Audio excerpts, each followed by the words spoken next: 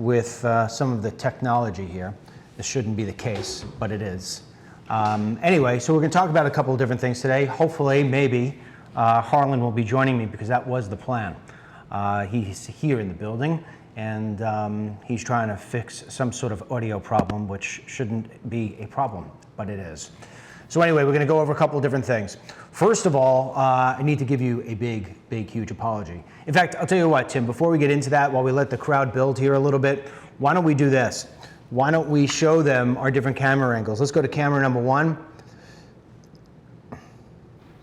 Okay, that's not camera number 1. That's camera number 1. There you go. So we're trying to incorporate the entire kitchen in here. And what's the story? I'm wireless, so I couldn't get the XLR to work for me. It's a dedicated account. So you're wireless, what does that mean? I may cut out. Okay. Well, you might as well come on in because you got the schedule, right? So anyhow, so you can see, oh, now you're blocking me completely. So we got to move the chair back like we had it yesterday. Okay. So you can see we're trying to incorporate the entire kitchen in here for the walk and talk. We will have it here at different times during the week. Go to number 2. Yep, then you'll see that will be my direct camera. And then go to number 3. We got different shots here. We got this. Then let's get Harlan in there. There you go. Got a couple of spots there. So you see we're starting to decorate the kitchen here with some of the goldfish snacks that we have. We're also putting some of the other different stuff that you have sent us. So between this and the new studio in there, we'll have it. Another part that we'll have in here, while I'm letting the audience grow here, another thing we will have is when I interview people here for the walk and talk, when I have guests come in, you'll wind up seeing, we'll have another television, we're bringing another television in here, so we'll have a television with me. And also, you can see Prebus is still there. And from time to time, we are going to read some of the emails in there. So let's focus back in on Harlan for a second. Harlan, why don't you do your sound, and we'll see whether or not it works, and you can tell people what it is we're going to talk about here today. 1, 2, 3, 4, 5. You hearing me, Tim? You're cutting out? Cutting out. Okay. All right. Why don't you try to fix that and see if you can't do that, so this way we don't go through this cutting out stuff. Did you say I texted you? Yeah, no, I see it. I see it. Okay. All right, so a couple of things that we're going to definitely talk about here today. I mean, there's a lot of different stuff. A lot of it's the same old, so I don't want to go through the same old. I want to try to switch it up a little bit, give you some new news that I think you would want to know about, some stuff that will be a lot of fun to talk about in the future, like when we start cooking here on the Walk and Talks. I'm going to want you to send me all your recipes. We'll try making your recipes. I'll probably just destroy them, but I will at least eat whatever it is that we create. All right, so first thing, we're going to play a clip here for you. Last night, I think Herman Cain, I felt like I was listening to an older Southern version of myself in an African-American body. I have been telling you for a while now that the way that we need to fight back and try to help President Trump and help making America great again, trying to get our agenda through, all right, and get back on track instead of talking about all this Russia garbage, is that the president needs to know, that the American people who support him continue to support him, that we haven't lost our faith, that we understand the fact that some of this stuff that they're trying to bring up is just absolutely ridiculous. And he needs to know this. He's one guy, and he's sending out messages, and he needs more messages coming in. So Herman Cain last night got on Sean Hannity's show, and he said something, and he gave out the phone number to the White House, which I think is great. So Tim, if you got that clip, let's play that clip. And his administration know that the American people have his back. The liberal media doesn't have his back. We know that. The Democrats don't have his back. We know that. And even some Republicans, as you indicated, don't have his back. The American people has his back. So to the American people, you need to call 202-456-1111 and let the president know that we have his back. We are fighting back. Okay. Did you see that? Go to camera 3. I'm more comfortable with camera 3. All right. You need to call 202-456-1111. You need to call. All right. If you've got a phone call that you were going to make today to your cousin, You're going to make a phone call today to your friend. If you're sitting in traffic, I don't care what you're doing. You take the phone and you dial 202-456-1111, all right? And what you do is you tell the President of the United States that you are 110% behind him. Now, what we're going to do is we're going to call right now on my phone, all right? We're going to call. So give me a second. Let me get this thing on speakerphone. Oh my goodness, I'm so bad at using these things. Give me a second. How the hell do I get back to this? Keypad. How do I do this? 1202. What is it? 456? Is it 456? 456 1234. Let's see what happens. It's busy. It's busy. Wow. That's the beautiful thing. It's busy. So you just keep on keeping on, okay? You drown that White House with phone calls today. You drown it today, you drown it tomorrow. You make it a news story. Make it a news story that the phone lines at the White House were crippled. And I'll tell you why it's so important that you do this. I remember I was in a conversation during an interview for They Come to America Too with Congressman Peter King. For those of you who've seen it, you remember the scene, he and I in his office, we're talking about the stuff that's going on down at the border. And at the end of the interview, we had the cameras rolling. In fact, Tim's dad was my cameraman. And we had the cameras rolling, and I figured, let me ask him some questions that are outside the realm of what it is that we've been talking about. And I said to him, Congressman, the American people are completely fed up with all of you in Washington, D.C. And he, yeah, I know. And I said, they feel as if nobody is representing them anymore. And he says, listen, they've got every single right to feel that way. What is the best way, Mr. Congressman, for Sally Jones and Billy Smith to get in front of you? What is the best way for the American who's frustrated, who isn't maybe a political wonk, who is just so sick and tired of being sick and tired? What's the best thing? Is the best thing to get a picket and a sign and be in front of your building? I mean, because I don't think many people really like to do that to begin with. They don't have the time. Is the best thing to send an email? Is the best thing to send a letter? What is the best thing to do? And he said, honestly, I can't believe I'm going to be telling you to do this right now because I think it's going to backfire on me. I said, well, what is it? He said, people come to the office and they stand outside with a sign. He says, they're otherwise annoying. He says, they send an email. I get so many emails. We take a look at them when we can. Sometimes they put them on our desk. We're so busy, we go through them. He says, you send a letter, it gets mixed in with the different stuff that we get in. We get piles of letters like this. He says, but if you bust up my phone lines, he says, you just shut my day down. You shut my day down. If the people who are on my staff cannot operate, if the people on my staff are ready to pull their hair out because the phone will just not stop ringing, he says, that message is going to get to me because I'm going to ask. I'm going to say, what the hell is going on? And I need to, what's the problem? Why aren't we getting communication back and forth?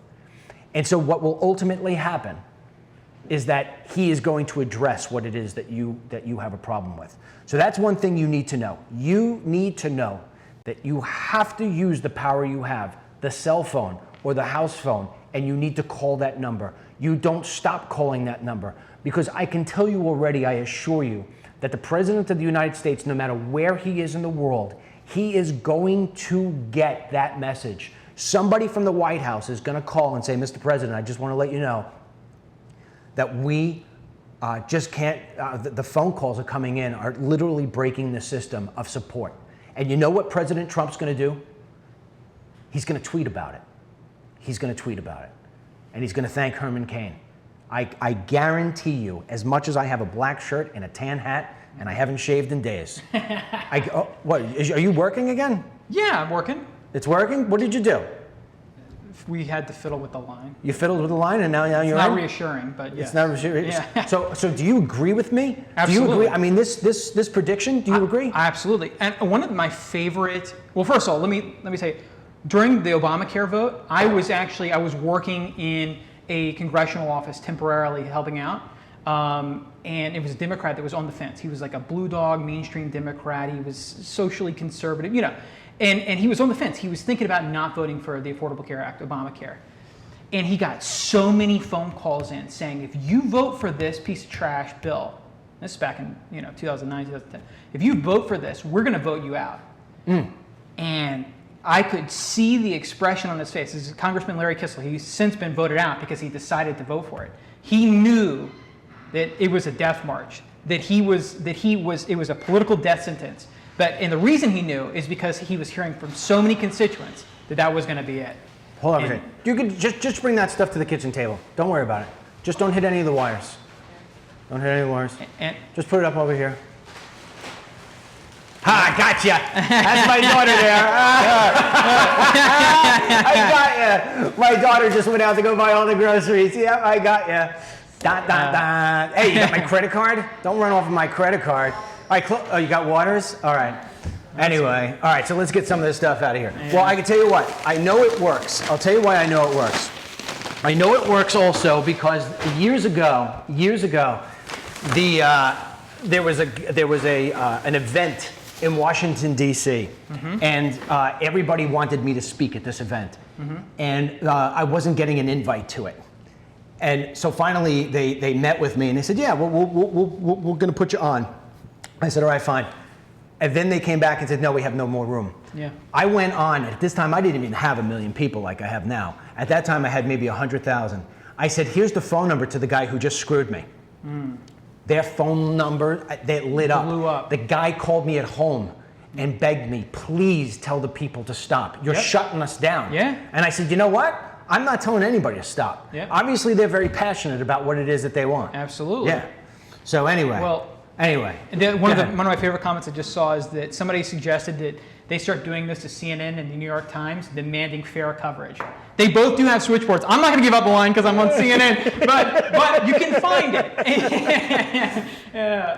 You know what? Maybe I'll call up Sean. I'll ask Hannity or Kilmeade. I'll say, you know what? I'm going to break my rule. I'm going to come on and I'll call the number out. Yeah. I'll do the number. I have no problem. I want to try to call it one more time. I'm going to try calling it one more time. 1202 456 1234. No, it's 1111.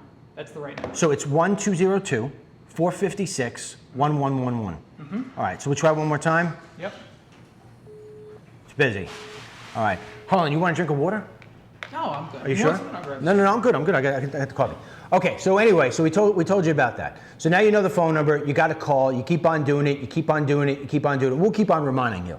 You know, Harlan. In fact, tomorrow night I'm going to do a wine and talk, and we'll bring it up and we'll try calling at nighttime. I'm sure we'll have a good time. I'm sure we'll get through it at nighttime. We'll have a good time. Can you imagine that, me calling during a wine and talk? Right? I got to make sure that I limit the amount of wine that I have. Well, maybe I shouldn't. Maybe I should pour a little extra wine before I make the phone call. Okay. All right. So anyway, let's keep moving on. So the next, what else did we have here on the agenda that we were going to talk about? Well, we had Comey, right? The Comey thing. So in terms of the New York Times? The New York Times and that clip of him from May 3rd.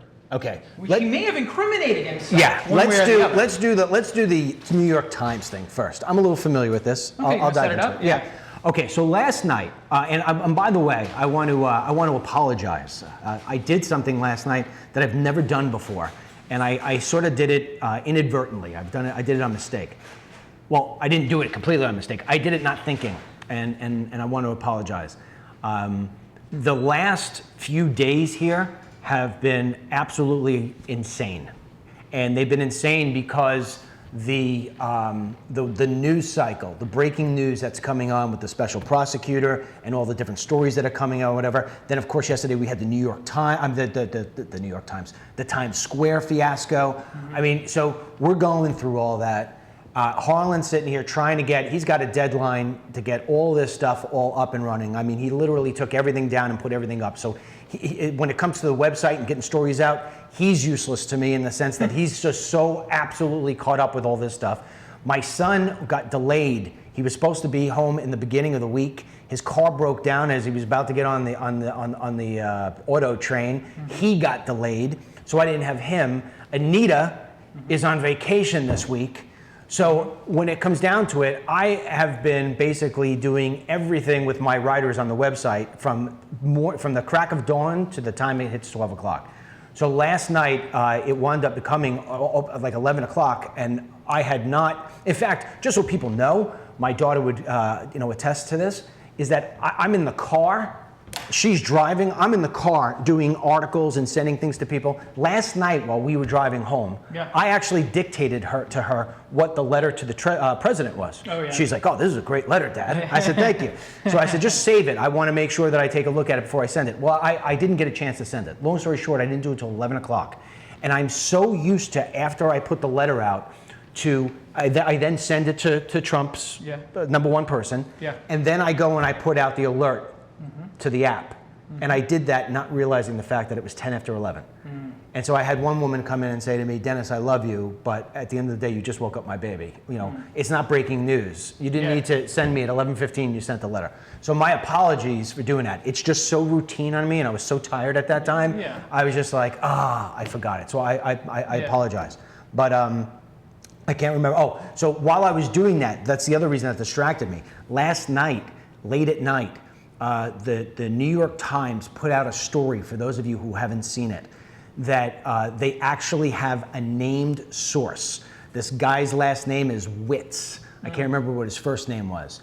But he basically said that Comey has told him, they're friends, he works at the Brookings Institute, which is a think tank, which is, as far as I'm concerned, completely absolute liberal. And on top of that, what they don't tell you is that they get their funding sources from all over the world, foreign nations, this Brookings Institute, of which many of them are Middle Eastern countries. But that's another conversation for another day, okay? So to that extent, this guy gets on the phone with one of the reporters at the New York Times and tells him that in the dinner conversations that he has had with Comey, that Comey said that he was very uncomfortable and I think it said unsettled with the behavior of the president. And that the president actually called him shortly after being in office and said to him, hey, when, by the way, are the feds going to put out some kind of message that says that you are not investigating me personally? And Comey allegedly, from what he told Witz, is that he said to the president, Mr. President, it is not appropriate for you to call me and ask what is the status of an FBI investigation. You need to go through the proper channels, which is that you need to go to the White House counsel, and they will therefore send me something if they want to know, and if we want to respond and how we respond, we will. But this is not the way it works. And so he said that what he was trying to do, and that what he has been trying to do over the course of time, is bring the White House, a rookie White House, up to snuff, in the sense that he was trying to, get them what the guidelines were. But at the same time, he said, Reince Priebus also had asked. And so this is all coming through this guy Witt. And this guy, or Witzes, I don't know how to say it.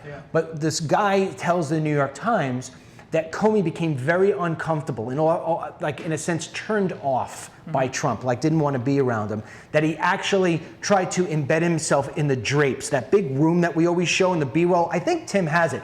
Tim, you know that B-roll that you have of Comey where he's walking across the room and then Trump's there and there's the press there and stuff like that and he sort of goes to give him a hug? Do you got that? Take a look for it, see if you can get it, and we'll play it. Tell me when you got it. I could hear you from the control room. Just let me know before you play it. So Mr. Wittes turns around and says that Comey, when he was coming across the room, he could see that the gesture of Trump was that Trump wanted to give him a hug and that he didn't want to be anywhere near President Trump, and that he was trying to blend into the drapes so this way he wouldn't get picked off. So this is the message that he has given to this guy Wittes, and Wittes said that basically President Trump made him feel unsettled. Okay, that was that story, and if we get it, we'll stop and we'll play it. You got it, Timmy, or no? Don't worry about it. We'll move on. The other thing is people keep saying to remove the live sign. So Facebook has changed. What's that? Where they put the live logo. Where is it? We don't have it on our screen. So if you guys are seeing that, it's covering Dennis's face. It's on mobile. It's on at the top of your head. Really? Yeah, it's in the center of the What is screen. wrong with them? Why do you keep touching stuff, Yeah. Facebook? Unbelievable. I only say it because I keep seeing it, and people think that it's us, and it's not. All right, why don't you tell? I'm going to take a look at my cell phone. Yeah. Because I'll change where my seating is. Why don't you take over and explain to them? No. Oh, okay. Explain to them about the next thing, about the thing with Comey while I take a look. Yeah. So it seems like it's been a never-ending story with Comey. Tim, do I have a tight? Yeah. So it's been sort of a never-ending story with Comey, and it's a drip. I feel like, and I'm going to get into this story. I feel as though Comey's started to be caught in a little bit of a lie, and it started out with them. There's no question that he pushed this story through back channels about there being a memo in which he claimed that he was being compromised by the President of the United States. But we have a clip that has kind of taken the world by storm over the last 24 hours of Comey just days ago, on May 3rd, testifying in Congress, saying that he had never been compromised by anybody at the White House, by anybody at the Justice Department. Now, Tim, let's play that clip, and I'm going to tell you why I feel like he's been caught in a lie. Senior officials at the Department of Justice opposes a specific investigation. Can they halt that FBI investigation? In theory, yes. Has it happened? Not in my experience, because it would be a big deal to tell the FBI to stop doing something that without an appropriate purpose. I mean, oftentimes they give us opinions that we don't see a case there, and so you ought to stop investing resources in it. But I'm talking about a situation where we were told to stop something for a political reason. That would be a very big deal. It's not happened in my experience. So Dennis, what Comey just said there days ago, and we have to put this into context, this testimony before Congress came after the supposed or the alleged memo in which he claims that the president tried to compromise him. So one of two things has happened. Either one, this memo doesn't exist, and this has been a total fabrication to try to undermine the President of the United States. Or he perjured himself when he was under sworn oath to tell the truth, and he said that the President of the United States had never compromised him. So which one is it? Or there's a third one. Okay. You ready? If you are going to work for me, you are no longer permitted to be on CNN. Right, ultimatum. Yeah. Okay. Ready for the next one? Yeah. I can't understand for the life of me why you continue to go on CNN. Okay, now, if you want to take what I said on the second go and try to make it as if I gave the same message I did on the first one, you are misinterpreting. Yes. Because I'm not telling you, I can't tell you, per our contract, where you can and cannot go. So why would I do that knowing that I can't do that? I can say to you, I don't know why you're going on there anymore. Big difference. Now internally, am I trying to send a little message to you? Maybe. Yeah. Maybe. But am I going to incriminate myself? Am I going to push the envelope past something I'm supposed to and not supposed to do? No. Yeah. Or maybe I just said it because I simply cannot understand why you still go on CNN. So to that extent, Comey takes that and understands something. I don't know where are we? All right, understand something. There is an old saying that lawyers are spoilers, okay? And the same thing comes when it comes to these FBI guys. They sit there and they're taking all their notes. If he's gonna sit there and take every single last thing literally, and that's the way he's gonna make his notes, okay? And he's gonna take things out of context, well then if you're reading the letter and that's what he's doing is he's taking the notes as in, Dennis no longer wants me to be on CNN. No, I didn't say that. I said I can't understand why. That's the way Trump talks. Yes. So that's the third case scenario. So you've got what Trump did say, but it's completely misinterpreted in a way that now is making him look like he tried to stop an investigation. But the timeline's important. And this memo is said to have come quite some time before this testimony. So either he reconsidered what he wrote in that memo, or he perjured himself. If the memo is written as the memo claims it is. Do you don't understand what I'm Yeah, saying? but that's here's the problem. The missing part of all of this is Comey. Yeah. We don't, Comey hasn't stepped up yet, which I think is a little bit dirtbaggish, to be quite honest Well, with you. why would he? What? He's getting what he wants, right? Attention. And he's pissed off at his former boss. And And he doesn't like Trump. I don't Yeah, think he. yeah, I that's mean, let's say, for instance, the stuff that this guy Wittes just said. Yeah. He doesn't like Trump. Yeah. Now you've worked with people before you don't like, Sure. right? But you still got to work with them. Yeah. I've sat there before and said to my wife, "Listen, I can't stand being around this person. I got no choice. I got to be there. I got to do it." I mean, Yeah. I can tell you that there were plenty of people at Newsmax I'd be like that. Sure. I'd be the first one to say it. Here you go. Here you go. I'll tell you right now. I hold nothing back. Steve Malzberg and I did not like each other. Really? Oh yeah, he didn't like me. Yeah. He used to love me when I'd fill in for him and we'd Yeah. get a nice audience. Oh, it was the cat's meow. But then when all of a sudden this started and I was the #1 show, I mean, he literally, I went up to him one day and said, "Hey, Steve, whatever." I said something else to him about something with Chris Christie, whatever. 2 times. Wonder what? Oh, because he used to be the #1 guy. Now I come and be the #1 guy. Instead of being a team, it was wound up individualized. So I mean, literally, Yeah. you would walk into Newsmax and there would be the Malzberg side and there would be the Lynch side. Now the good news is I held all the cards at that given time because I'm the one with the rating stuff. So he always felt as if, like, and I had, you don't want to talk to me, don't talk to me. Yeah. But the point being is that I would go home and I would say something to my wife, like, I can't stand. And she'd say, "Hey, he's in the same place you are. Yep. You guys are on the same team. You got to keep it together," or Yep. whatever it may be. And you just get past that. I think Comey probably went along those lines. But here's the thing: even though he doesn't like the president, even though he's pissed off, he got his job, he got fired. He has a responsibility as an American. He sees how much turmoil this is causing. He sees with all these different things, there's national security stuff at risk. Absolutely. And he's letting it go. All he'd have to do is put out a damn tweet. All he'd have to do is get on television one time. All he'd have to do is anything and just say, "Listen,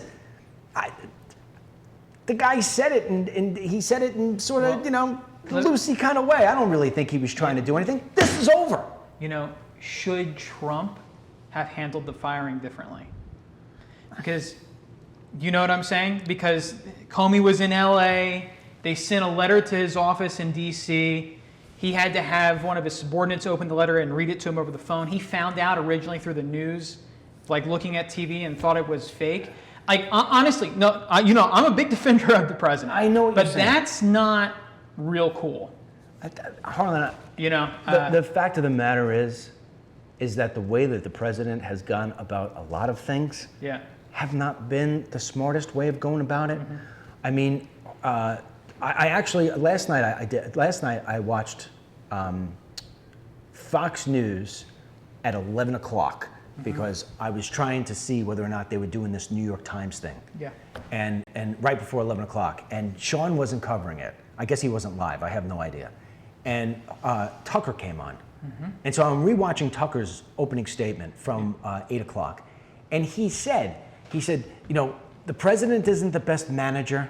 The president, he's doing things reverse end that he should. He's sending out tweets that Dick Durbin said are ultimately going to hang himself. People are starting to come to where I was a long time ago about these tweets. They got to stop. He went about the firing of Comey in the way that he's been going about things his entire life. If anybody thinks that this guy is going to change the way he does things, he's not. He's not. He's not going to do it. The way he went about the ban was poorly done. The way that he shouldn't have tweeted yesterday that this is a witch hunt. He just keeps on doing those things. So there is a certain level, and Tucker said this last night, where he's bringing a lot of this stuff upon himself. But at the end of the day, whether he fired Comey by just screaming it out, "Hey, you're fired," or whether he sent him a letter or whether he went through the right channels, the guy had to go. Yeah. That's the bigger thing. Here's the problem. They're treating Twitter and Facebook and the little bit of press that the White House team does as the only form of communication. And when they when they roll out a big thing like the ban, or they roll out a big news event like the firing of James Comey, they should have talking points ready, and they should have reasons for why they're doing these things, an explanation to the American people, and not just flying by the seat of their pants. It's not that their decisions are bad, it's that the rollout is really bad. And I'm not sure Does that come from the top, or is it because they're incompetent people running his communications shop? I think from what I know about Donald Trump Yeah. and the people who I have talked to over the course of time, he expects unbelievable amounts of loyalty. He wants more loyalty than he gives. Yeah. Okay? He expects loyalty, and he expects that you're going to talk about him in a good light. If you don't talk about him in a good light, go ahead, you go through the camera. If you don't talk about him in a good light and you don't offer that ultimate loyalty, then he has a problem. I'll have a water too, bud. Yeah. Then he has a problem. All right. Then he gets off. Then he gets off. I think that some of these White House staffers are a little bit intimidated by not knowing what he's going to do next. They're all feeling like they're walking on a bit of thin ice. Like, I'll give you an example. The Kimberly Guilfoyle thing. Yeah. She says that she was talking to him about this press secretary thing. If that's the case, if he really was, and he's entitled to do that if he wants, he should have told Kimberly Guilfoyle, don't ever say a damn thing about our conversation. And if he did, I guarantee you Kimberly Guilfoyle would not have said Would it. not have said a thing. Yes. Would not have said a thing. And now instead what she's doing is she's loose lips and she's out there and she's doing all the different stuff. Oh yeah, blah, blah. And Spicer's like, wait a second, nobody's telling me this stuff. So they're all walking around with eggshells. That ultimately is leadership. Yeah. That is leadership. And so we are seeing where he isn't, look, at the end of the day, Donald Trump is not a perfect person. Who is? No, okay? So we're starting to see some of the things, because we're with him every day at this new capacity, where he does have some short changed parts of his personality, but these aren't hard to fix. Yeah. Like you said, let's get into yesterday, right? Yesterday, Harlan and I are talking, and we were sitting here strategizing about the shows because we're starting to get into this next phase of getting ready. And I said to him, look, I need you to come back to me with our plan. And this time I want you to come back to me with the plan, not just talking, because we do a lot of talking. Yeah. I want you to come back with it written out. I want you to have it in a consultative sort of way. Now, why did I tell you to do that? I told you to do that for two reasons. Number one is because I want it on paper, right? So we could make notes and we have it. Number two is that I want you to go through the channel of looking at what it is that you're putting down on paper versus what it is you're just saying out loud. And then therefore, when you see something looking back at you, you may say, that's not a good idea after all. I would love to see the president slow down a little bit and do that sort of thing, saying, okay, this is how it is that this stuff has to go. What do you guys think? Or come to me and say, how should we put our communications out? How do you think we should go about it? And really sit there and say, I know that you may be telling me no more tweets. I want everybody to be honest with me and tell me ultimately how you'd like it to work. You know what the problem is? No one's ever figured out how to manage Donald Trump. You can't manage Donald Trump. I know that this sounds crazy, but that's an unusual thing. I mean, I can remember I was on a very big Senate race, and it was when I was just starting in politics. And the candidate was in the room, and he was a sitting U.S. senator, and I referred to him as boss. After he left the room, the chief consultant said, he's not the effing boss. I'm the quarterback, and he's the football. And we won the race in a landslide, and it was a race that we shouldn't have won to reelect this guy. And that changed my perspective, and I started to see this on a lot of successful campaigns and a lot of successful teams. The candidate often doesn't know. They're not thinking strategically. They're a leader in a different capacity. But in order to be politically successful, and oftentimes, I think you need somebody that has a different skill set than the candidate would. And President Trump has never found that person. And he ran a successful presidential campaign, but nobody can manage him. And I think that he needs help. No disrespect to you. Yeah. I think the word manage him comes out wrong. I don't mean that, but I to be know condescending. exactly what you're talking about. Yeah. See, what you're saying is that the president is never going to get into the nuances. He's never going to get into the nitty-gritties. Yeah. He's just not going to do that. Yeah. He is the spokesperson for the policy. He is the salesman. He really is. He is the salesman. Yes. Right? For many of the things that have to go on. Yeah, at the end of the day, he's the decision maker. That's another thing. No question. But what we're talking about here is that, let's say for instance the president were to pick me. All right? I would sit there and be like, okay, this is the way our messaging has to be. Yeah. All right? We are not, and he's not in the room, right? Yeah. So it's all of us. It's what? The 3,000 people and all of us. We're sitting around. We're in a room. We're in a big auditorium.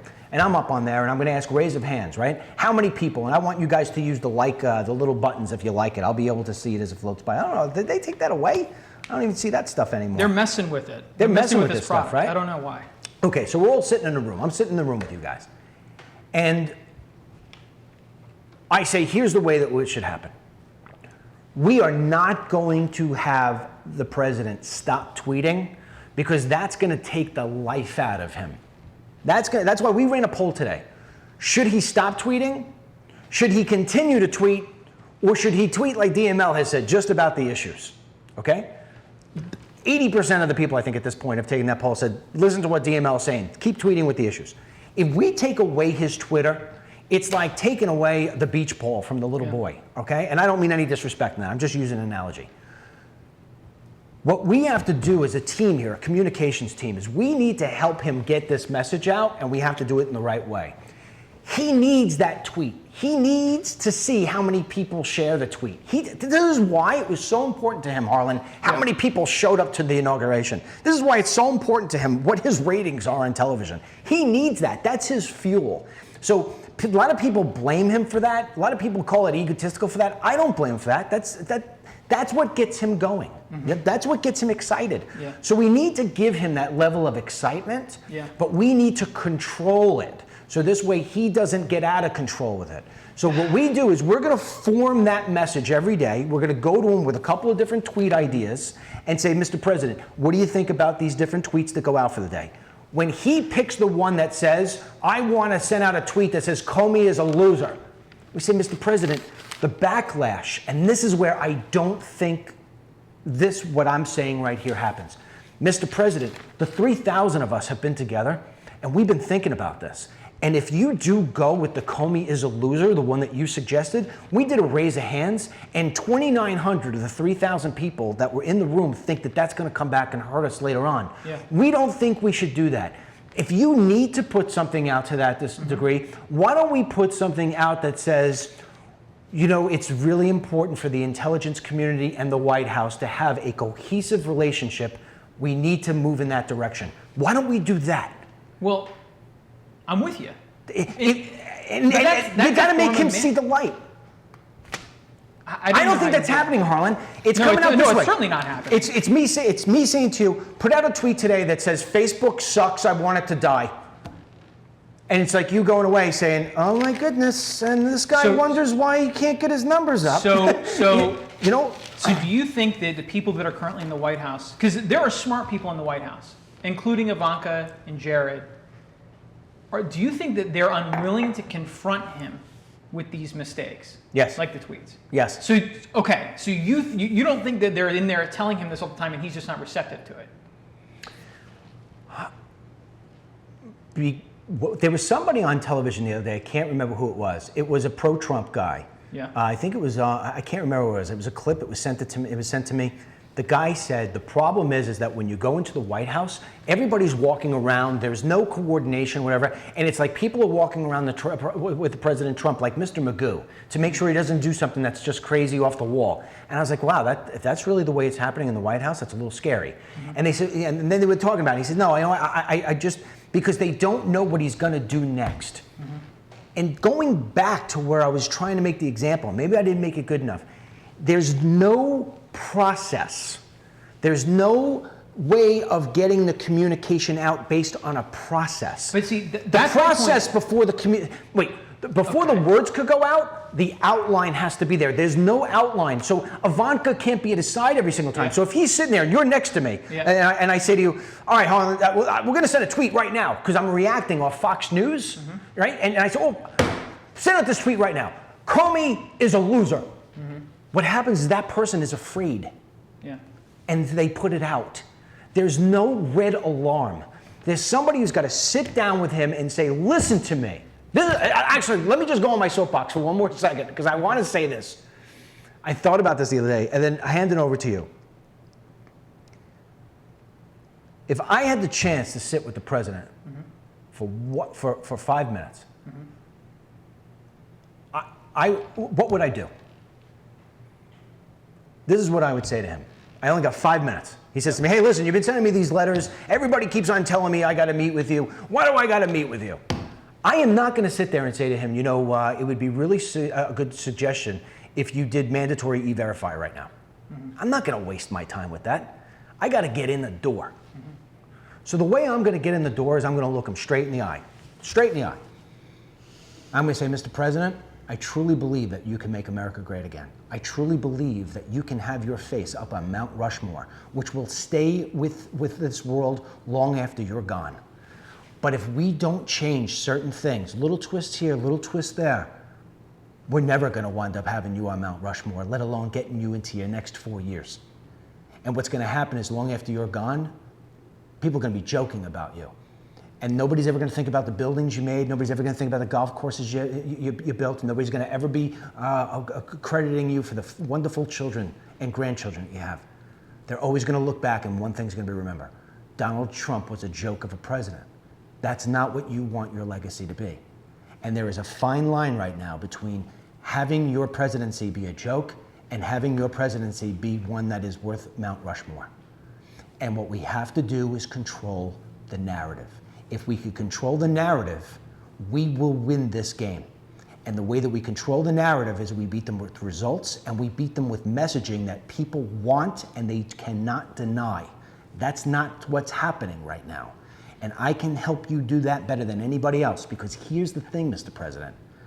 I think like you. I act like you without some of the haywire stuff.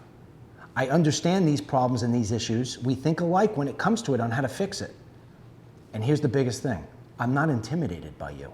So when I see that you are going to put out something stupid like Comey sucks, he's a loser, I'm not going to allow Harlan to hit the send button. If you want that send button hit, you're going to have to fire me first. I'm done. Yeah. I walk out of the room and you know what Ivanka says? How much does he want a year? That person, it doesn't have to be me. That person who says that to him, Harlan, Yeah. we're in. Nobody says that to him. Yeah. I think people are saying it to him. You do?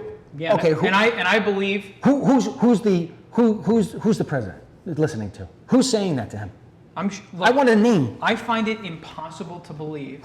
Give me the name. I'm sure Kellyanne Conway's done it. I'm sure Steve Bannon's done it. I mean, I'm sure that Manafort did it back during the campaign. I'm sure. Well, I don't know about Corey, but I'm sure people have brought this up to him. How could they not? How could they not? I don't think so. Well, then then this undermines one of his primary talking points when he was running for president, which is that he knows to go out and he knows how to hire the best people. I don't think he knows how to hire the best people. Well, I have never that agreed. was a big sell. I have never agreed with that. Well, I have met some of the people he's hired. Mm-hmm. I don't think that. Yeah. You're going to tell me Roger Stone is one of the best people you can hire? You're going to tell me Manafort is one of the best people you can hire? You're going to tell me Corey Lewandowski is one of the best people you can hire? You know, with Manafort and Michael Flynn's turned out to be not one of the best people that you can hire. With Manafort and with Roger Stone. Well, Manafort's a little bit more credible than Roger was, but they were part of the Reagan campaign. To me, I thought Manafort to me was a used car salesman at the worst end.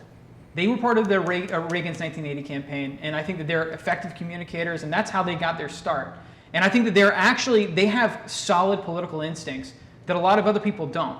And I do not believe President Donald Trump would be president of the United States today if Roger Stone hadn't been his consultant in the early days of the campaign. I completely disagree with you. I don't even think he would have run for president. He would not have been president today had Kellyanne Conway not been hired. Well, that's true. So let me say this. Yeah. I don't think all of his hires suck, but I don't think all of his hires are all great. You know, you can't say that he surrounds himself with only the best of the best. I think what he does is he surrounds himself with people for whatever reason that he thinks can offer him something. And then when some of these people turn out to be a little shady, or they turn out to be not so great, or he's not exactly thrilled with some of the things he says, he dumps them. Yeah. Kellyanne Conway, Harlan, saved. Well, there's no question. And Bannon saved that thing. After Manafort, I think that thing was ready to blow up. There's no question, but I think there's a time, well, look, Manafort was important. I mean, there's a time for everyone. And Manafort was important to securing the nomination as they were going through the process of getting the delegates. And look, for a while there, it seemed like Ted Cruz's campaign was positioning itself to challenge him and to upend the rules at the... So, my point is, yes, you're right, that Kellyanne Conway was integral to him winning. But I believe that Manafort was, and he served his purpose. And I think Roger Stone served an early purpose. And one of my big takeaways from studying secretaries of state, chiefs of staff, is that they need to know the president's weakness. Yeah, And I just gave it to you. Well, you could look at President Ford. Two of his chief of staffs were Donald Rumsfeld and Dick Cheney. Two extremely powerful, no BS guys. And one of Ford's biggest problems is he's a former legislator, and so he wanted to meet one-on-one with every person. And they realized that that was impossible and that they had to manage his time better. And so they stood up to him to do it. One of President Donald Trump's biggest problems is that he wants to over-communicate. And he feels as though that's been justified because he won the presidency. But I feel like in many cases he won the presidency in spite of that. And nobody's talking about taking the Twitter away from him. It's just, as you said, going through a process. And I know you don't like that word, managing, but that's what this is. It's having the guts to stand there with the president and say, look, Mr. President, you trust my instinct. That's why you hired me. And I'm willing to put my job with you on the line because I think it's that important that you not make a mistake like this. I agree with you when you're saying about finding what his weakness is. Yeah. I think his weakness is, and I don't even know if it's a weakness. He has, it's not what makes him weak, it's what makes him empty. You know, he said that Comey is a showboat, and I don't mean this with disrespect, but, look in the mirror, Mr. President. Mr. President loves the camera. Mr. President loves the focus to be on him. Yeah. No, I'm not saying it as a of course. No, I'm backing you up. It's that if he is not getting the love, if he's not getting the attention, if somebody's draining the attention from him, he doesn't operate well.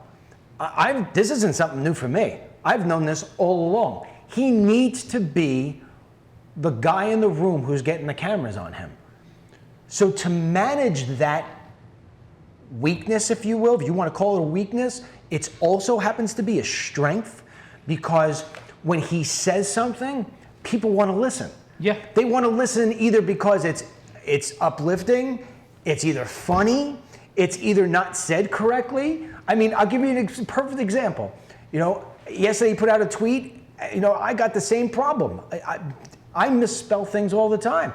There was the tweet counsel was spelt with a C instead of an S. He's got this way of saying things that are so imperfect, and so people are just entertained by it. They're entertained by it, they're encouraged by it, they're lifted by it, and sometimes they're ready to fight because of it. The fact that the president can get attention to himself is fantastic. We just got to make the attention the right way. The fact, in my letter last night, I sent to him yesterday, there was a report that 17% of our workforce here in the United States, 17% is foreign born. The fact that that isn't tweeted out, if you want to tweet out a negative, and we're tweeting out witch hunts, is beyond me. Secondly, the unemployment rate hit a 30-year low yesterday. Why aren't we tweeting that out? Yeah. That's what we should, that's the narrative. Why isn't MSNBC, CNN, and ABC, NBC, CBS opening up their shows? Can you imagine if it was Obama? I don't even know who CBS News is, but whoever the commentator is, it should be like this. Today there was a report out. We have now hit a 30-year low when it comes to unemployment, thanks to President Trump. If it was Obama, it would say, President Obama walked into office and he had a terrible thing left over for him from President Bush. But within 4 months, he has now taken the unemployment rate to the best rate it has been in 30 years. Thank you, President Obama. They're not doing that. They're not doing that because Trump, first of all, because they want to talk about Trump getting whacked at the knees. But secondly, and this is where I think the communication team is missing, the communication team has to take something as boring as unemployment rates and bring it into some sort of excitement. And they don't got that creativity. They don't got that creativity. They should be banging that drum and banging that drum and banging that drum. If we were in the communications team, I'd say to you, you know what, Harlan? Let's get one of our video guys here in DC. Let's go find somebody, man. Let's go find somebody who was unemployed, got a job. Let's get him a Democrat and bring him to the White House for dinner. Yeah. And they're gonna get to eat with the president and Melania.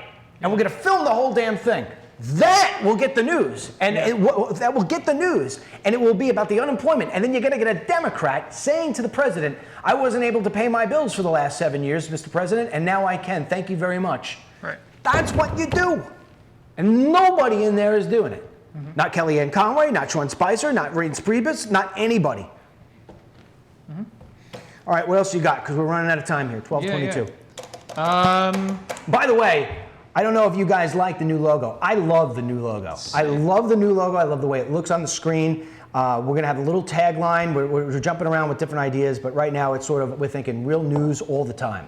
And so that's, and I'm going to have Harlan make some really cool things where the clock spins, and he doesn't know it yet, but he's going to be busy working on this stuff. Always. All right, what else we got? Well, so we had that article on DennisMichaelLynch.com about Trump going easy on Iran. I hate to pile on it here, but I know this is something that people will be interested in. It got buried. It got buried. What? It got buried in what? The news of the last 24 hours? Absolutely, it got buried. Yeah. So, I mean, how much do we know about that? I mean, actually, you know what we should do? I'm gonna push that off to Wine and Talk. I'll tell you what, because I don't want to pound on them. Let's come away. One of the things that we get criticized from our folks here is they want some uplifting stuff that's coming through. So, we have anything on our list that's uplifting? We touched everything. We touched everything. I mean, the other thing was stocks are rebounding, but that's great. That's great. Let's talk. I think that's very important. Yeah. I think that's very. Well, I looked at my portfolio. Yeah. And in the last 45 days, it's up 50%. Really? It's just like President Trump's like the best thing to ever happen. Everybody's making money. Everybody's making money on President Trump. Yeah. Everybody's making money. It's crazy. On President Trump. It's crazy. Yeah. I mean, listen. Everybody's making money on him. You know, it's. But here's the thing. Here's the important thing. All right. I don't know which camera I'm looking at. Yeah. But actually, if you could, Tim, use camera 3 because I want to read some of these comments before we jump off here. You know, what happened is that the stock market has been on this crazy great run. And the reason why it's on this crazy great run is because the stock market is based on futures, on future earnings.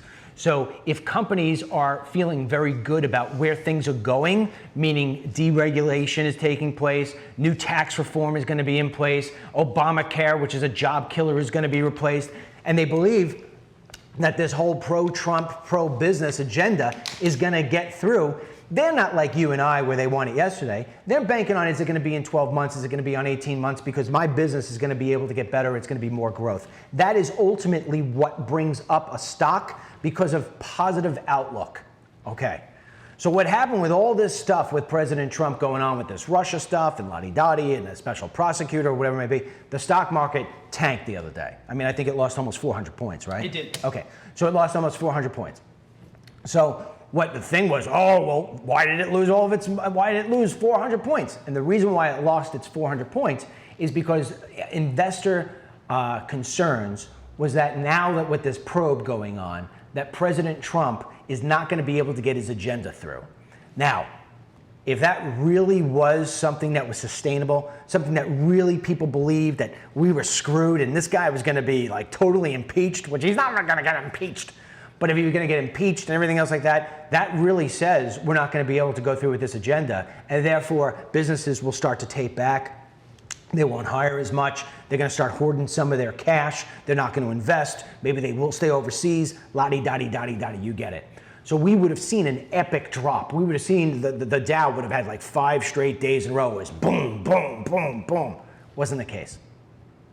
It was a temporary slip, and the thing now has started to come back up, right? Yep, that's right. There you go.